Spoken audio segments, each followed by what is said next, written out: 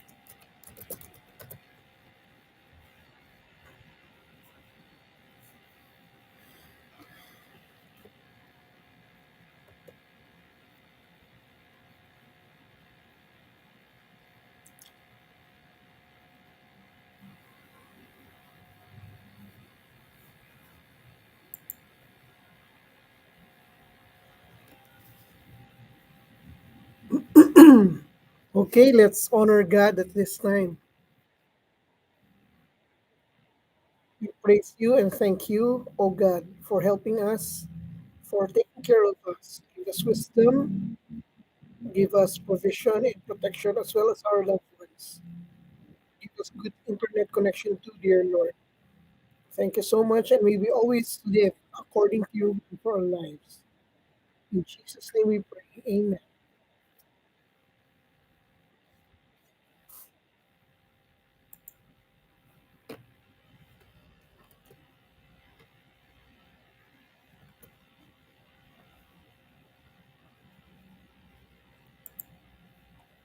So we'll be starting our quiz. I hope you could what do you call this, log in with your PNU email.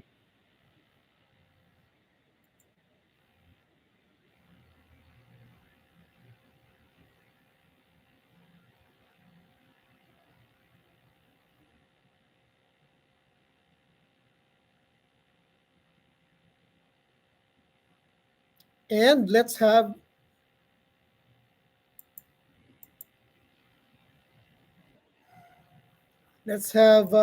number one.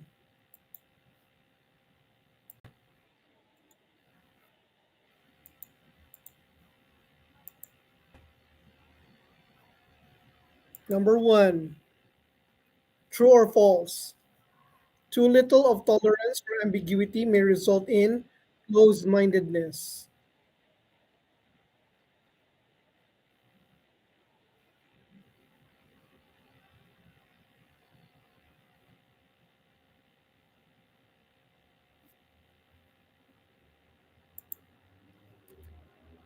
Number two,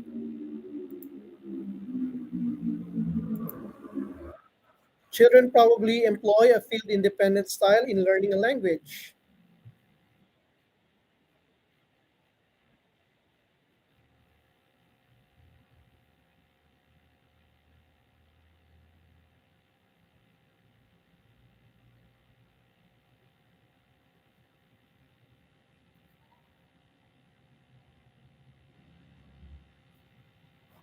Number three, field sensitive persons tended to be more sociable, tend to derive their self identity from persons around them, and are usually more emphatic and perceptive of the feelings and thoughts of others.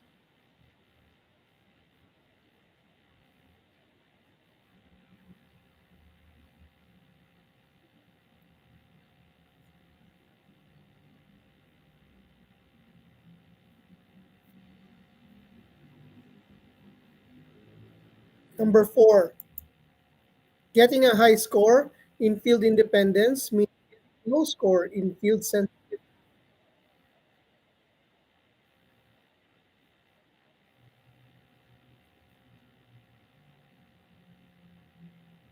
Getting a high score in field independence means getting a low score in field sensitivity.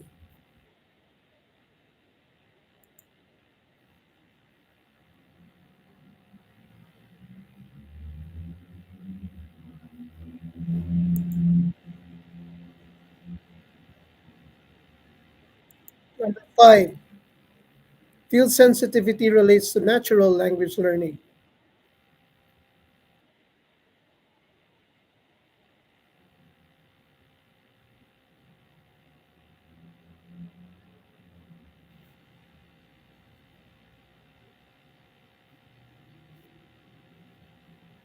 Number six, field sensitivity relates to classroom learning.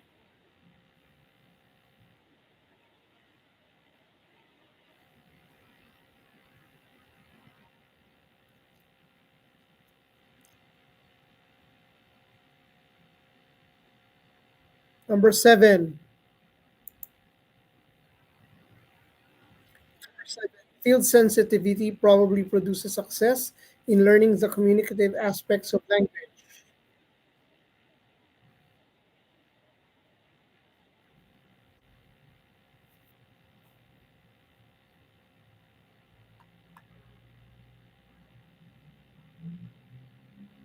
Number eight,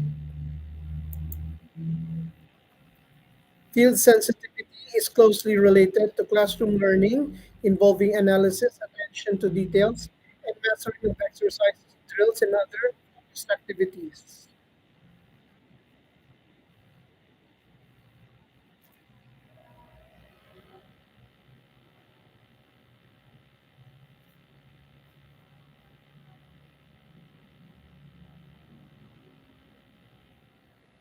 Number nine. Number nine, good language learners are unafraid to creatively experiment with the language and make intelligent guesses.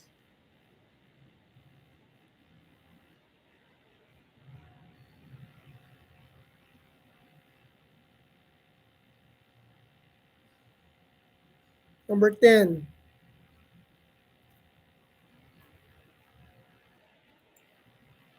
Number 10, good language learners learn chunks of language and conversational gambits to help them perform beyond their competence.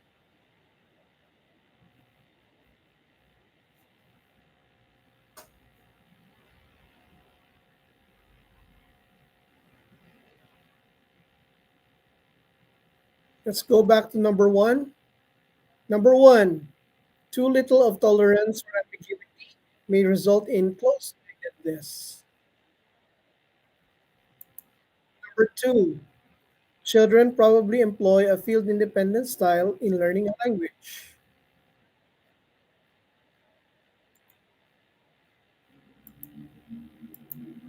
Number 3, field sensitive persons tended to be more sociable, tend to derive their self identity from persons around them, and are usually more emphatic and perceptive of the feelings and thoughts of others.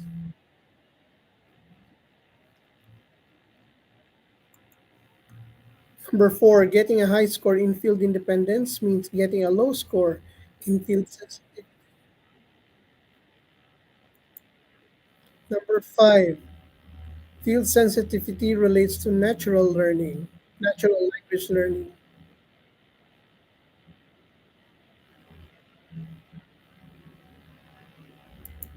Number 6, field sensitivity relates to classroom learning.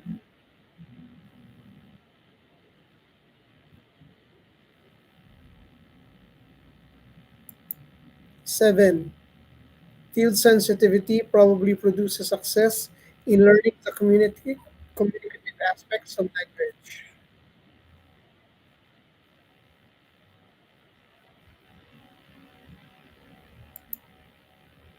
Number 8, field sensitivity is closely related to classroom learning involving analysis, attention to details, and mastering of exercises, drills, and other focused activities.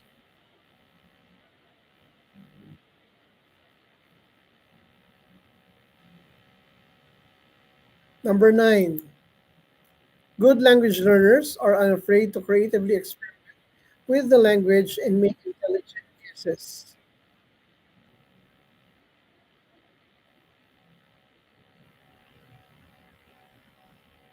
Number 10, good language learners learn chunks of language and conversational gambits to help them perform beyond their competence.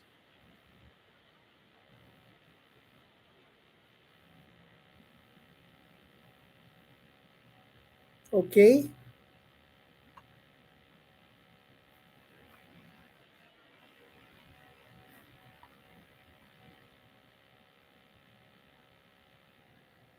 so that's our quiz on individual learner differences.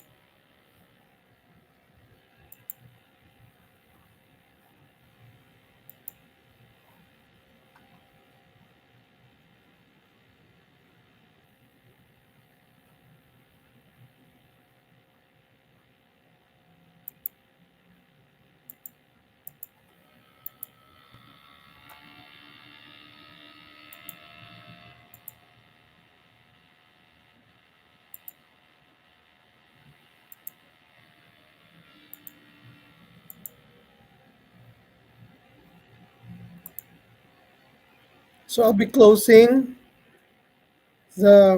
I'll be closing the soon in about 30 seconds.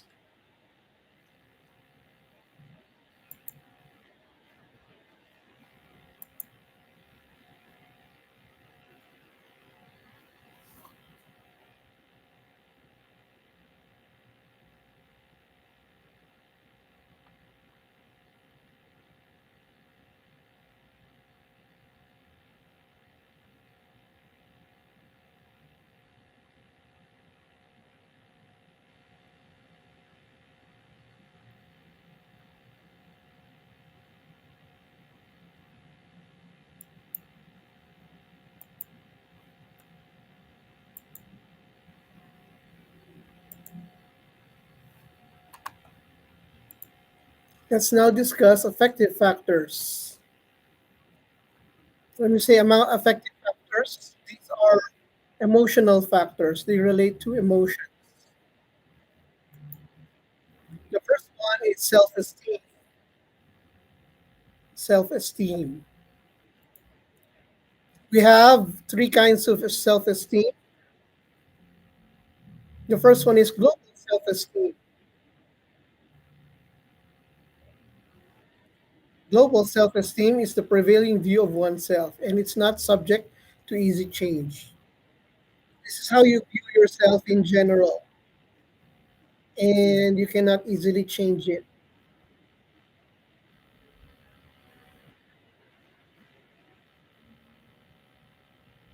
So when you are taking notes, by the way, you can complete your notes with this whole live because it's automatically in YouTube.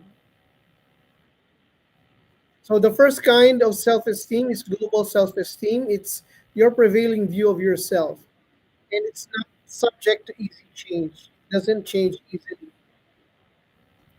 Then we have what we call situational self-esteem. This is self-esteem in a particular life context, like your self-esteem in work, your self-esteem in your studies, your self-esteem when you play, your self-esteem at home, your self-esteem in your hobbies. So it deals with your particular context. That's situational self-esteem, how you view yourself in specific contexts. And finally, we have what you call task self-esteem.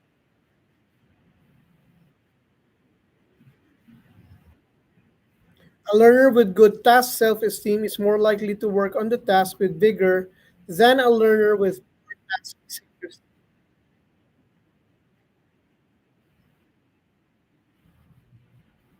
So I'll let you copy that.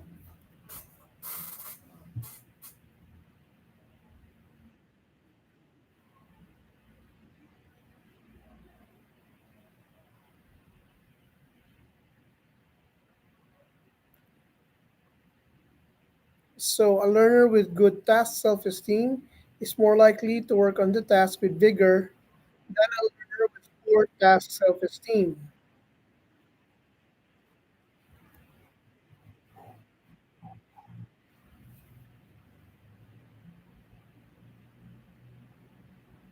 So that's self-esteem, how you view yourself, how you view yourself in a particular context, and how you view yourself in a particular task. So we have global self-esteem, situational self-esteem, and task self-esteem. And you need to copy this question. How can you, as a language teacher, build a learner's self-esteem?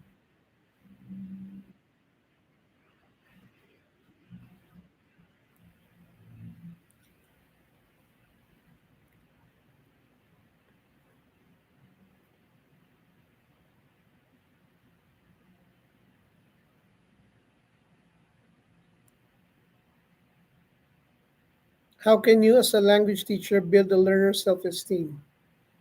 By the way, class, we will have an activity of this that is intersectional. Every group will have several members from different sections. This is intended to build closer relationships between the sections. So, how can you, as a language teacher, build a learner's self esteem? Self esteem has a bearing on language learning, especially in a classroom setting. Again, self esteem has a bearing on language learning and especially in a classroom setting.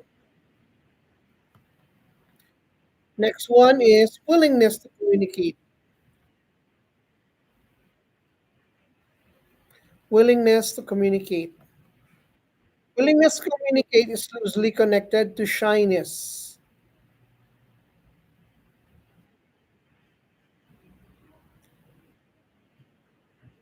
So, shy people are not as willing to communicate as people who are not very shy.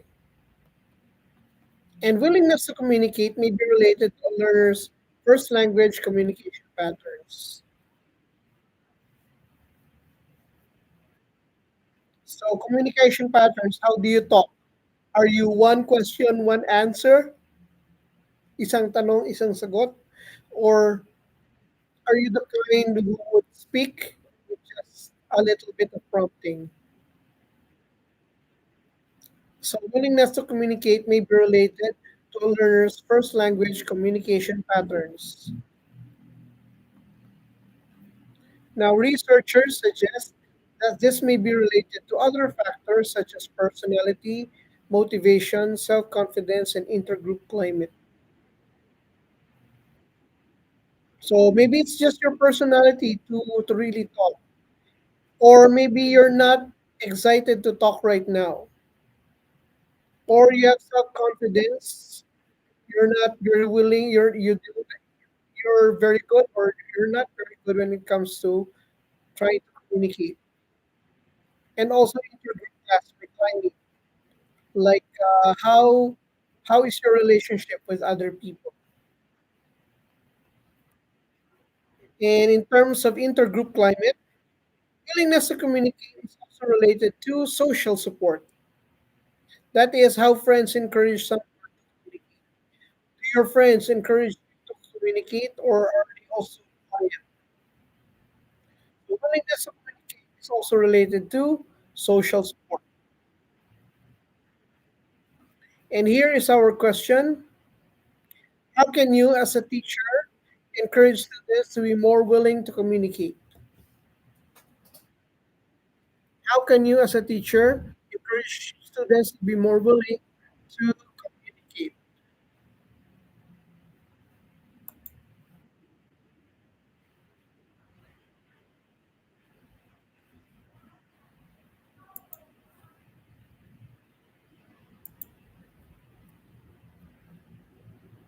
Please copy this question. How can you, as a teacher, encourage students to be more willing to communicate? How can you, as a teacher, encourage students to be more willing to communicate? Then we also have inhibition. Inhibition, pagpipigil sa sarili. Inhibition is intended for self-preservation. That is, you preserve your ego, you preserve your dignity, or you preserve your pride.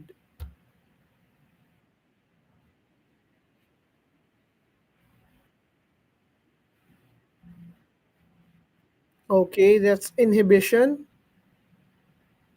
And it is believed that children are therefore less inhibited from adults than adults who try to speak. Children are therefore less inhibited than adults who try to speak. For many children, they will speak their mind without much regard to social or cultural norms.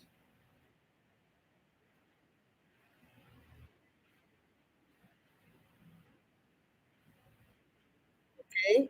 Because children don't have much ego, dignity, or pride to nurture or to take care of, then they are less impaired and have also try to speak. Also, those with lower self-esteem tend to have more inhibition and vice versa. Those with lower self-esteem tend to have more inhibition and vice versa. Versa.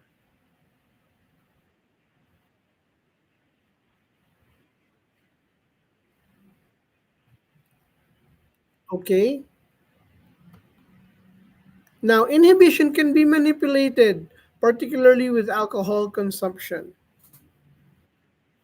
You, as a teacher, you will try to coax your child to get out of their shell.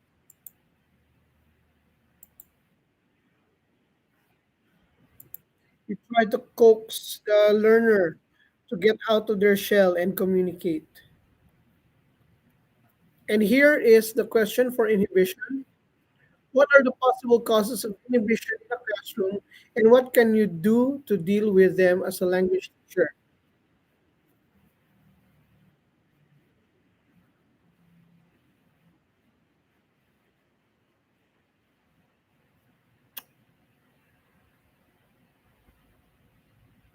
So please copy that.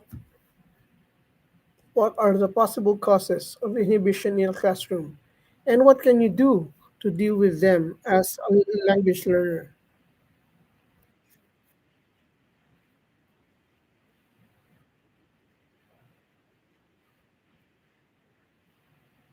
Language teacher pala. Again, what are the possible causes of inhibition in a classroom? And what can you do to deal with them as a language teacher?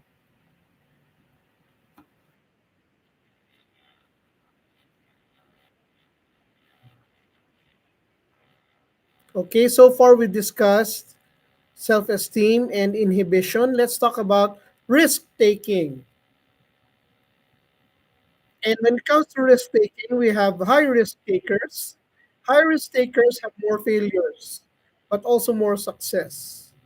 Sometimes it can be irritating because they want to answer again and again, and they're very willing to take a chance. But that's the case of children, and you as a teacher need to be patient with them. So high risk takers have more failures, but also more success. So when it comes to producing grammatical sentences, they produce more ungrammatical sentences, but they also produce more grammatical sentences. Then we have the moderate risk takers. The moderate risk takers, they are the best kind. They make calculated and intelligent guesses. So they calculate and they have intelligent guesses. Then we have low risk takers. Low risk takers have fewer failures, but also fewer success because they don't try very much. So, class, I'd like you rather to be a high risk taker than to be a low risk taker. I'd rather that you have many failures, but also more success than having fewer failures, but also fewer success. Of course, there are what we call moderate risk takers. These are the best kind. Their responses are calculated and based on intelligent guesses. And here is the question, class. How can you, as a language teacher, encourage high risk takers to take fewer risks and encourage low risk takers to take more risks?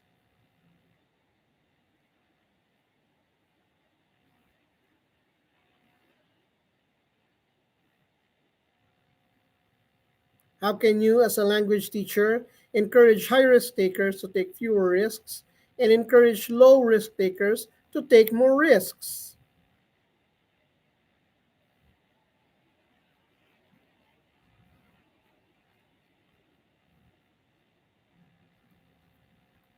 Okay, we're finished with risk taking. We're now talking about Anxiety.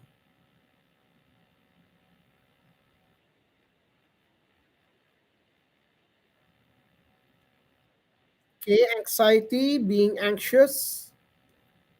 We have different kinds of anxieties. The first kind of anxiety is communication apprehension. This is when you feel you cannot express yourself very well.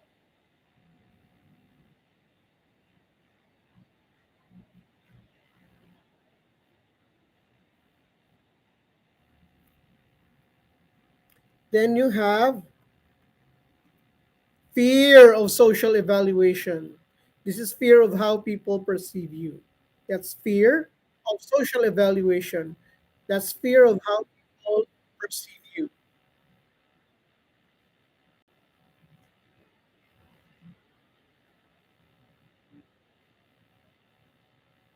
So the first one, communication apprehension. This is when you feel you cannot express yourself very well. Then you also have fear of social evaluation, which is the fear of how people perceive you. We also have test anxiety. Test anxiety is apprehension about assessment results. Ano kaya makukuha kong score? I wonder what score I would get. Baka mababa ako dun. Palagay ko, palagay ko mahirap yung quiz kaya I have some apprehension about the assessment results. Then we also have debilitative anxiety and facilitative anxiety. Debilitative anxiety is you become frozen. You can't do anything because you're anxious. Then facilitative anxiety is you're anxious, and because of that, it spurs you to work even more.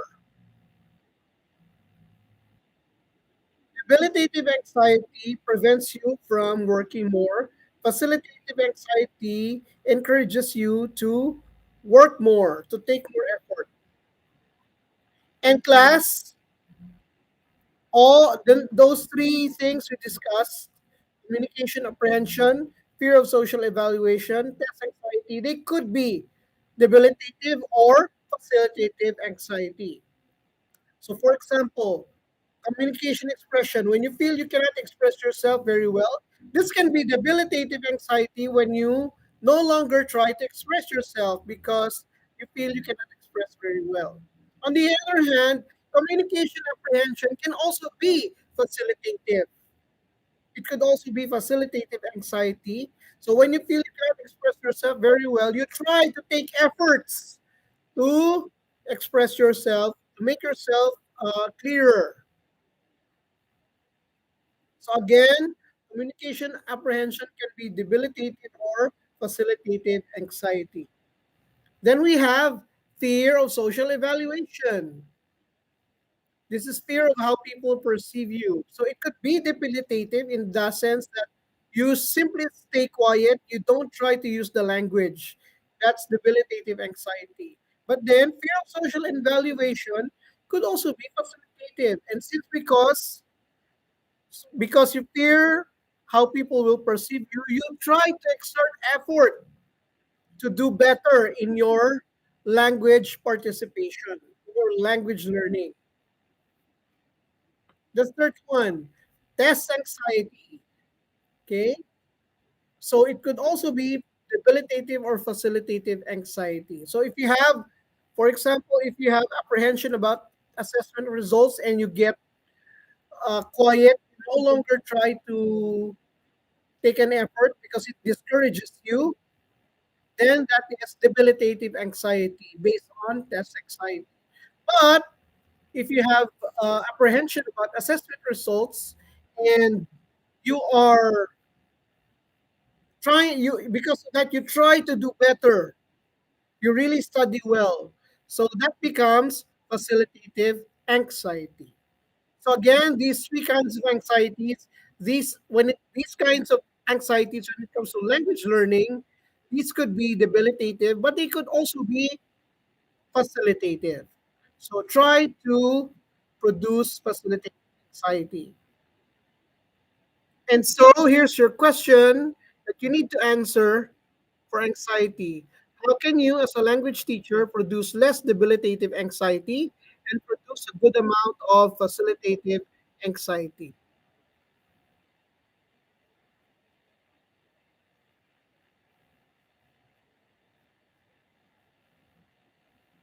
So please copy that, because in your assignment, you will answer all these things. In your asynchronous activity, you will answer all these things.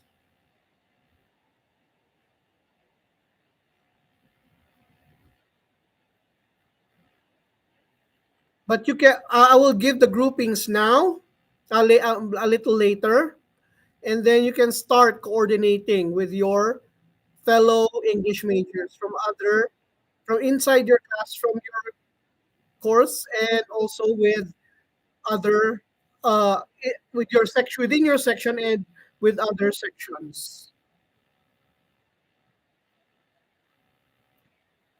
Then we also have empathy. Empathy is caring about the other person's communicative situation. You care about them. Are they listening? Would they like to see something? Do they understand you? Class, once upon a time, we had some Korean students in the English majorship.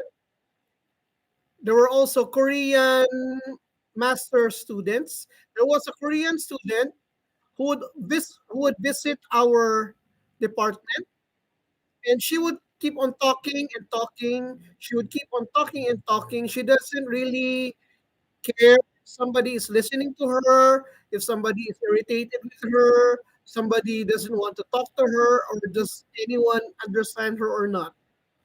That kind of person lacks empathy. So when with empathy, you care about the other person, the person you're talking to. Do they understand you? Do they want to say something? Whatever their situation is. And here's your question. How can you, as a language teacher, encourage learners to have more empathy? How can you, as a language teacher, encourage learners to have more empathy?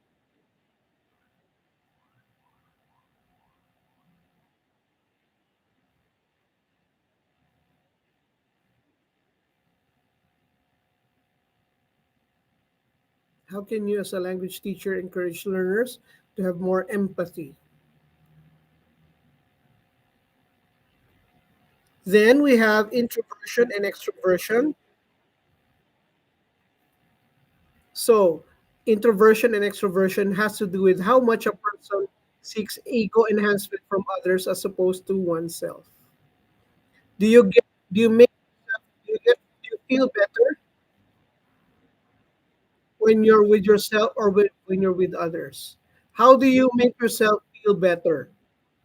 Try to feel better by yourself, or you feel better by interacting with other people. Needless to say, when you seek ego enhancement from yourself, that's introversion, and extroversion refers to seeking ego enhancement from others. Now, collective societies tend to have more extroverts, and individual societies tend to produce more introverts. Societies where they do a lot of collective action tend to have more extroverts, and societies that emphasize individual effort tend to produce more introverts.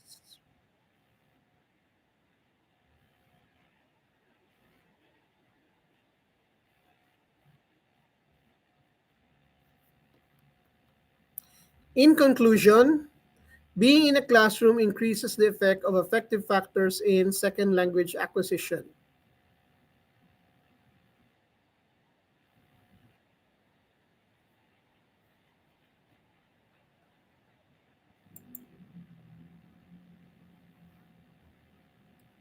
Okay, yes, Miss Huab, uh, introversion has to do with me, myself, and I.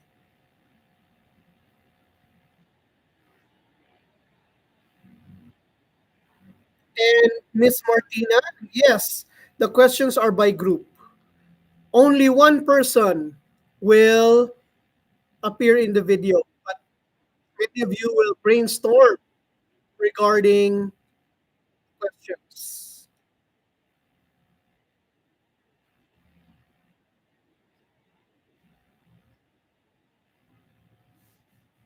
Again, only one person will appear in the video, but all of you will brainstorm about the answers.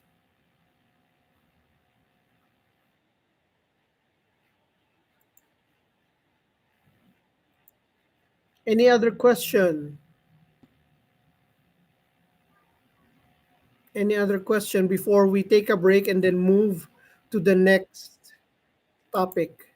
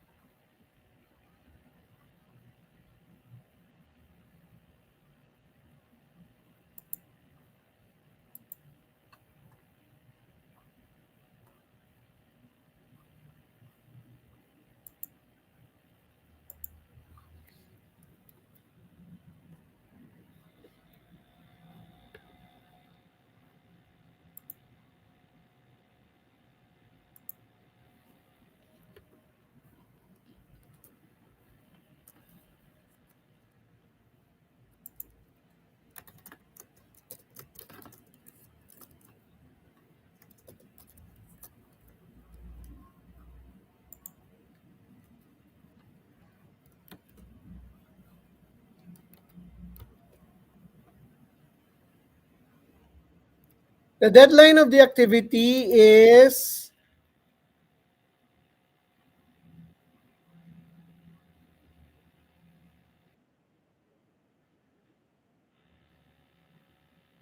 November 11. November 11. You will just submit a video. You will just submit a video. November 11 is the submission of the video.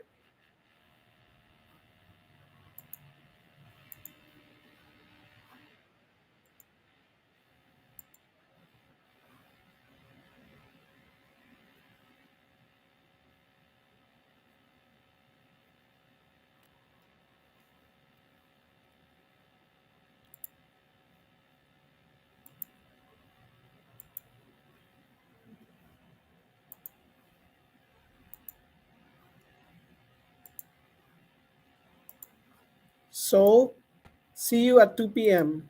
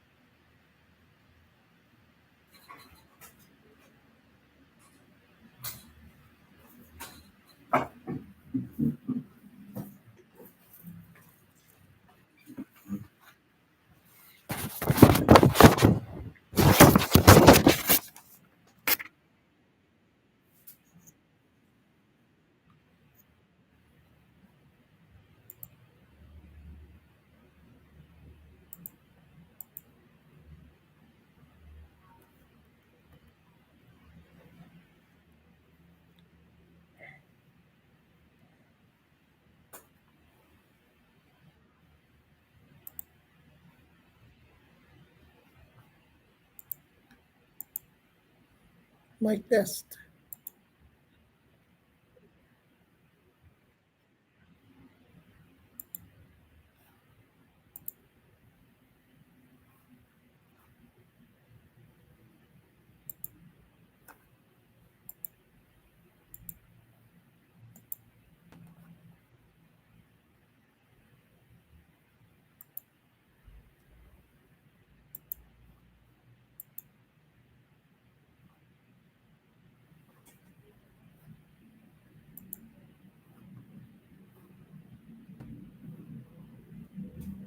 Okay, can you give a signal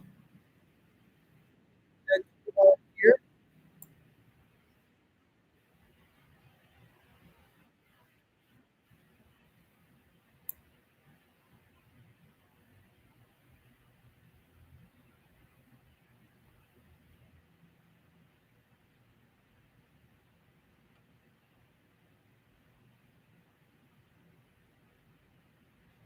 Okay, Nancy,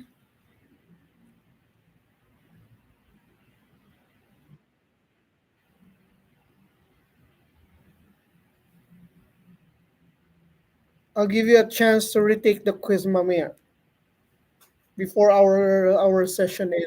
Okay,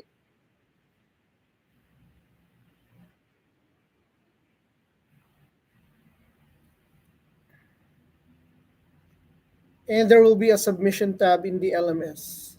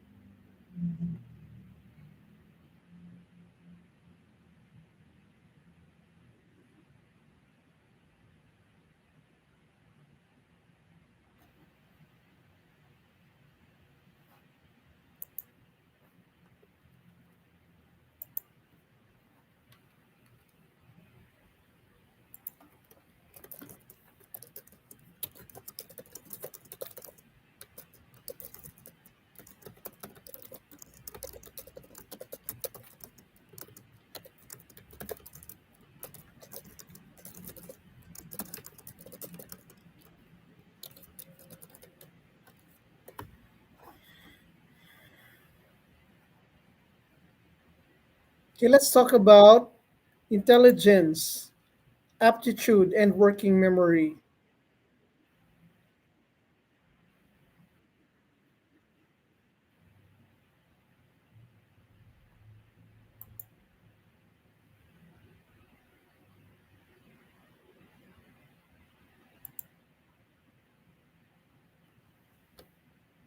First off is intelligence.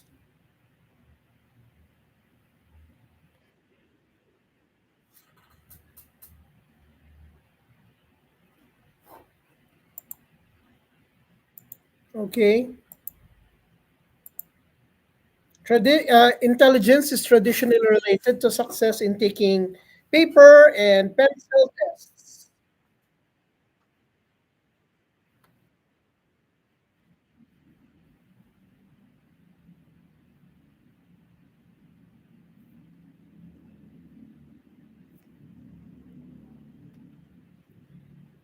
And IQ was related to success in vocabulary, grammar, and reading, but not to oral production, implying IQ may be related to language tasks that relate to analysis.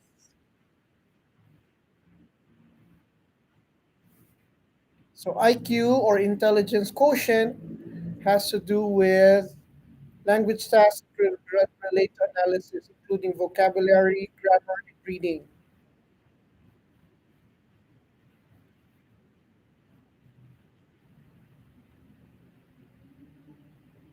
And intelligence is believed to be significant in classroom based language learning where analysis and learning is involved.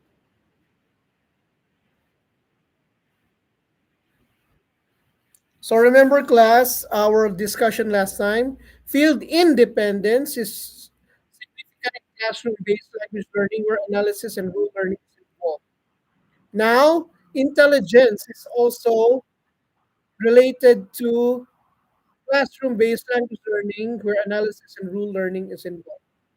So there are two things that are related to classroom-based language learning.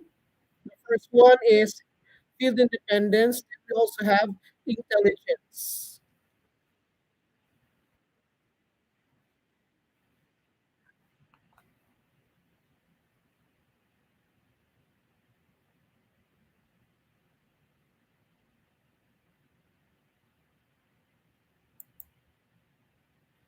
However, class, students with weak academic performance still did good in language learning when they were provided with the right opportunities.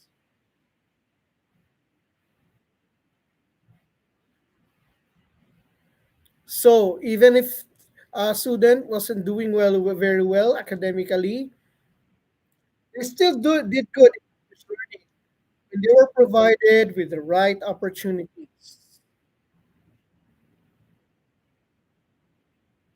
You see, class, we are really hardwired to learn a language. We are really hardwired to learn a language. So students with weak academic performance still did good in language learning when they were provided with the right opportunities.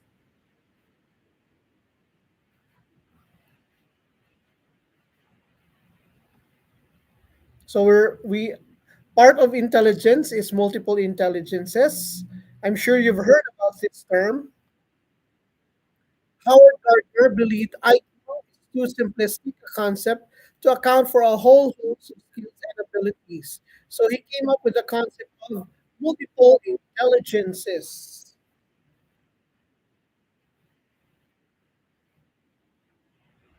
So it's not just math and language, there's also other kinds of intelligences.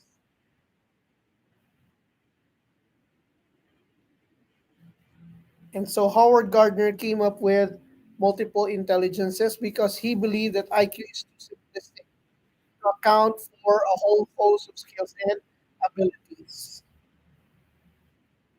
Now, such differing intelligences may be partly but significantly responsible for success in some aspects of language learning.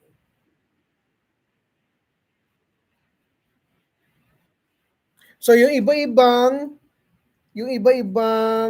klaseng intelligences na yun, may bearing siya sa particular aspect ng language learning.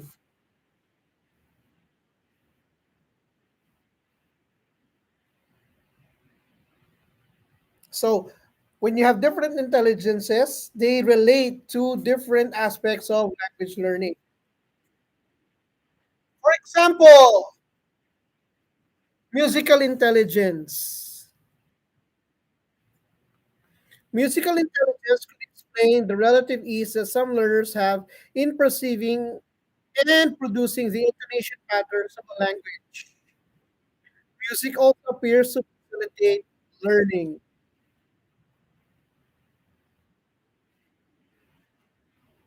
So that's what we mean by differing intelligences relate to differing aspects of language learning.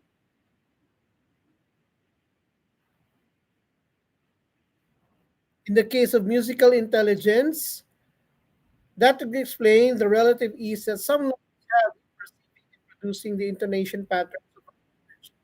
So if a person has musical intelligence, that person might have ease, more more capability in perceiving and producing the intonation pattern.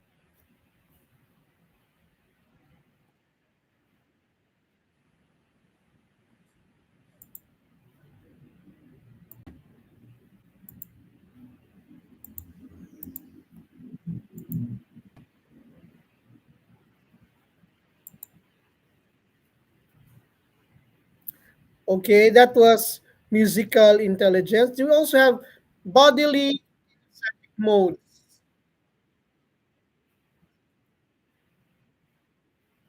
Bodily kinesthetic modes are connected with the learning of the phonology of a language.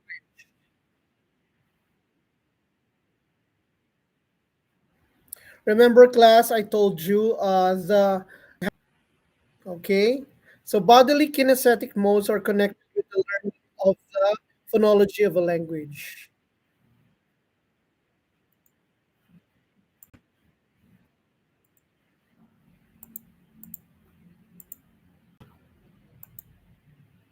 Tatanggal-tanggal. So bodily kinesthetic modes are connected with the learning of the phonology of a language. So we have musical ability and we have bodily kinesthetic modes. And of course, class, interpersonal intelligence is of obvious importance in the communicative process.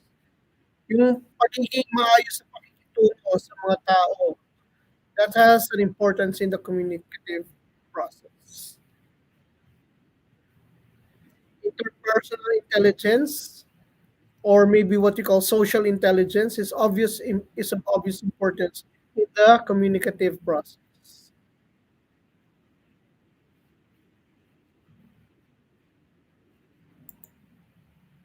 Then we also have spatial intelligence, studied musical intelligence, bodily kinesthetic intelligence, interpersonal intelligence. Then how about spatial intelligence?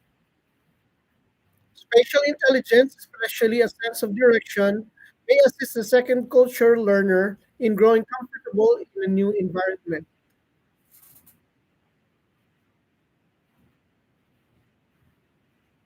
Because you have good spatial intelligence that assists you in becoming comfortable in a new environment where you're learning the second culture. So the spatial intelligence that you have, that a person has, helps them become comfortable in a new environment where they are learning the second culture.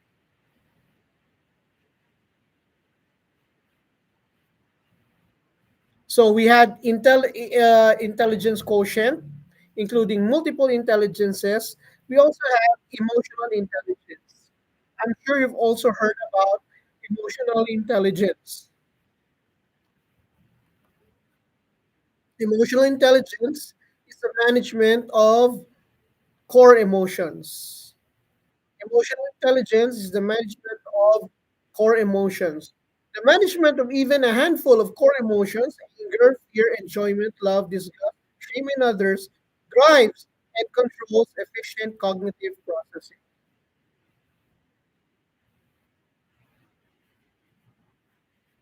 So I think you can already realize that somebody who has the ability to control his or her emotions are better at thinking.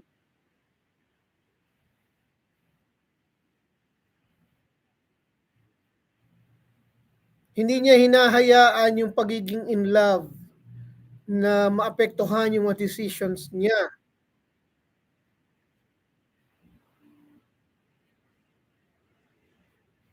Kani-kanina lang class, mayroong pipili ng majorship. Meron siyang dream majorship. Buong buhay niya gusto niya yung majorship na yon. Pero dahil lang in love siya dun sa isang tao at itong taong ito ay kinuha yung ibang majorship, gusto niya rin kunin yung majorship na yon.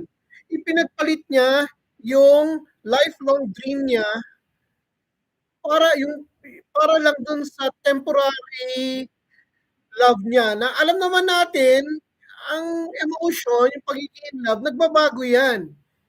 Crush mo siya this year, next year ayaw mo na sa kanya. So medyo yung taong yon, medyo hirap siya sa emotional intelligence. Ano? Kaya naapektuhan yung pag-iisip niya. The management of even a handful of core emotions drives and controls efficient cognitive processing. So if you're able to control your emotions, that helps you think better. Again, your ability to control your emotions helps you control thinking. You are able to think better if you're able to control your emotions. Okay? And emotional quotient is faster than intelligence quotient. The emotional mind is far quicker than the rational mind, springing into action without even pausing to consider what it is doing. Its quickness precludes the deliberate analytic reflection that is the hallmark of the thinking mind.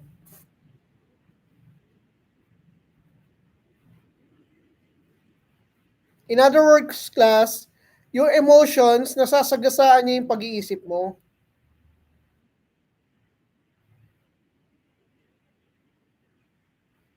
But if you're able to control your emotions, then you are able to become more deliberate, more careful, and you're more analytic.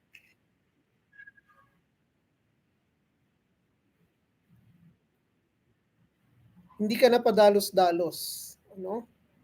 You're more reflective, you're more intelligent, you're able to use your intelligence because you're able to control your emotions. You don't allow your heart to influence your mind.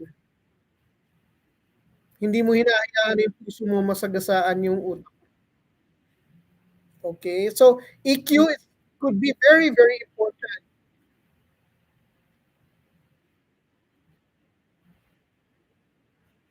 Then we also have class aptitude.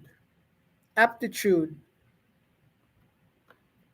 Aptitude refers to being able to learn well quickly in a specific subject. However, with persistence, students that do not have aptitude can still learn well.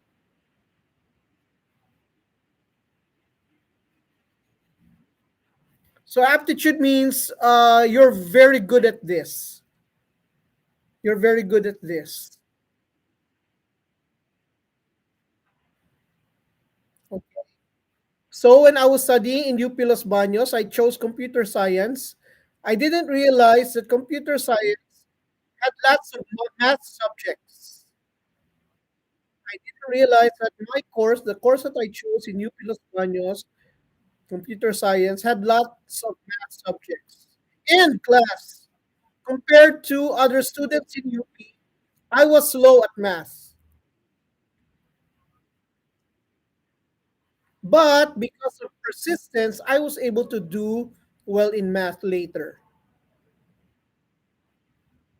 I may be slower than those students who have mathematical aptitude, but because of effort and persistence, I am able to overcome that lack of aptitude.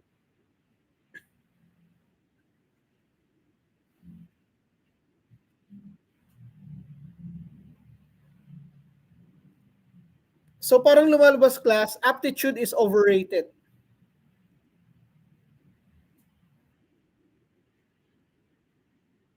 What is more important is persistence and effort. I'm sure you know, class, when you were in high school, you have seen some of your classmates who are not really very bright, but because of their effort and persistence, they were able to do well.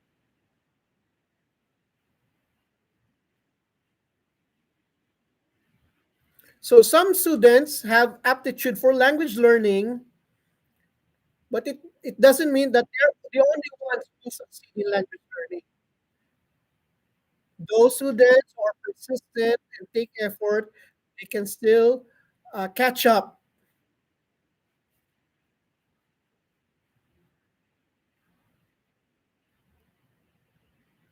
Okay. Now, language aptitude may have several components, such as the ability to identify and memorize sounds.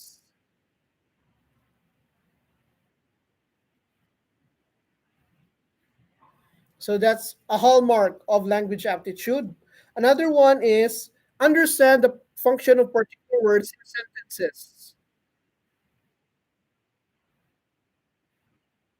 So it's not just meaning, it's also the function. What is the function of that word? That has to do with language aptitude.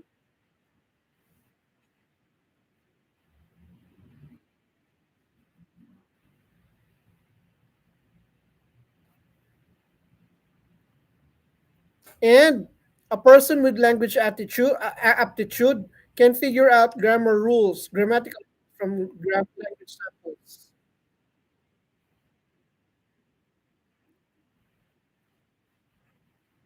Again, language aptitude may have to do with figuring out grammar rules from language samples.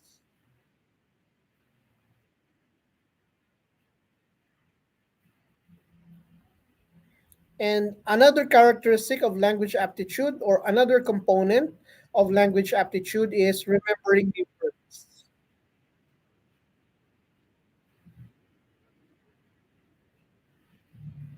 So again, language aptitude may have several components, including ability to identify and memorize new sounds, understand the function of particular words and sentences, figure out grammatical rules from language samples, and remembering new words. These are components of language aptitude.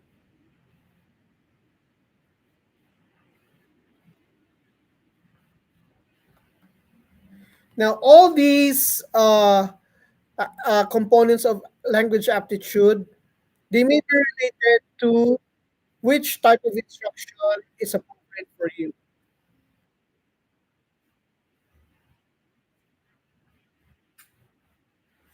So, learner success and satisfaction in a specific type of language instruction may be related to which of the above you're good at.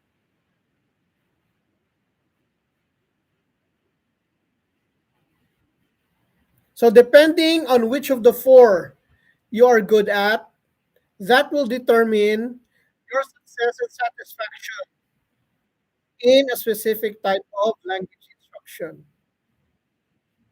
So, those four things, they're connected to a particular type of language instruction.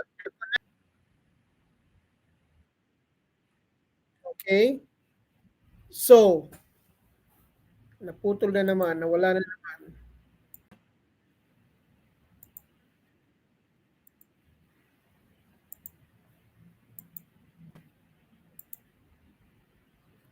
Go, go, go. Ayan. Language instruction may be related to which of the above they're good at.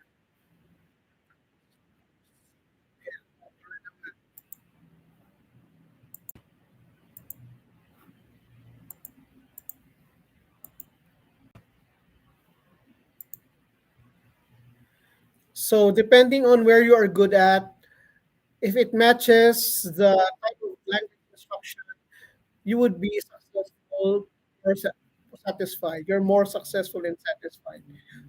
It's about matching. That's why teachers need to vary their teaching activities, methods, style, and approaches to cater to students' differing abilities. As a teacher, as teachers, we need to vary our teaching activities, we need to vary our methods, we need to vary our styles and approaches to cater to students' differing abilities.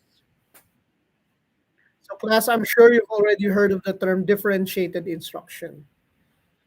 Instruction that caters to different kinds of or characteristics of learners. I'm sure you've learned that in one of your prof ed courses. Differentiated learning. It may have to do with personality, it may have to do with affective factors or emotions, it may have to do with it may have to do with learning styles. So maybe personality, learning style, maybe even intelligence pala. Okay, multiple intelligences. So, differentiated instruction is a very complicated. It has myriads of components and aspects, and that's where your ability as a teacher comes in. Vary your activities, you change your methods, you change your styles, you change your approaches in order to cater to students' differing abilities. Then we also have working memory. Working memory. Working